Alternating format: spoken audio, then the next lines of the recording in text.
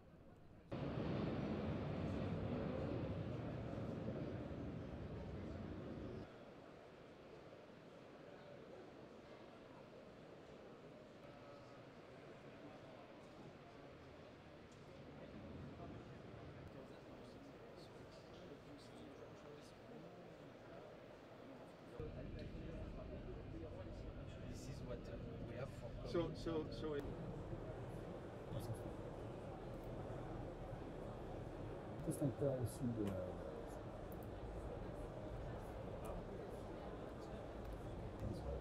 D'accord.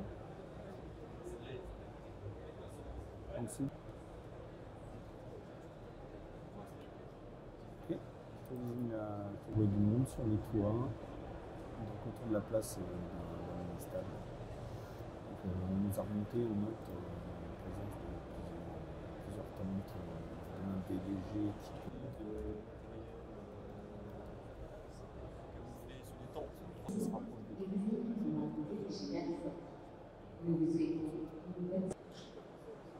Donc il ne s'est pas arrêté.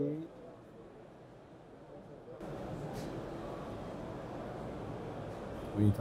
Tu vois là à côté de l'une.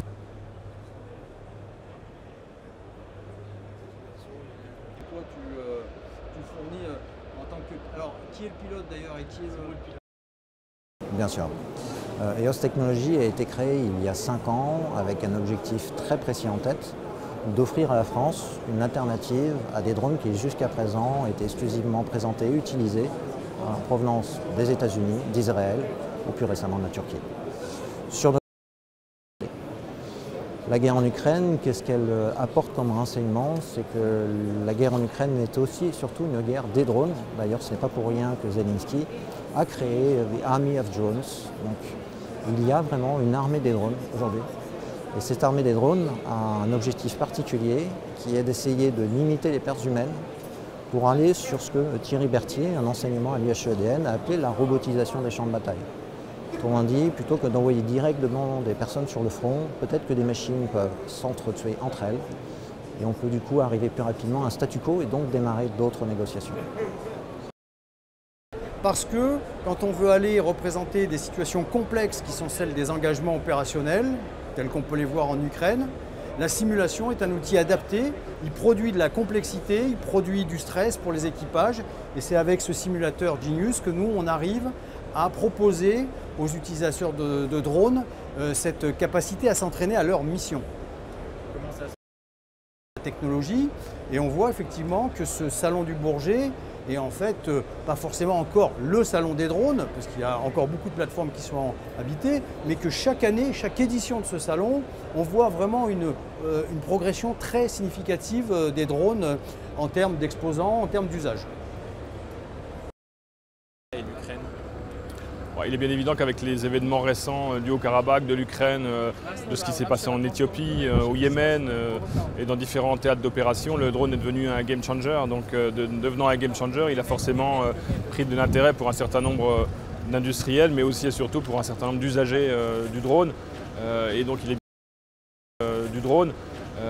il est bien évident que sur ce salon, mais c'était déjà le cas la dernière fois, mais sur ce salon, l'effet drone s'est démultiplié encore. Il y a beaucoup d'industriels qui proposent une multitude de solutions diverses et variées sur tous les différentes couches de drones. Ça va du micro-drone au drone moyenne altitude, longue endurance, avec des nouveaux produits et des choses qui chaque jour sont un peu plus innovantes.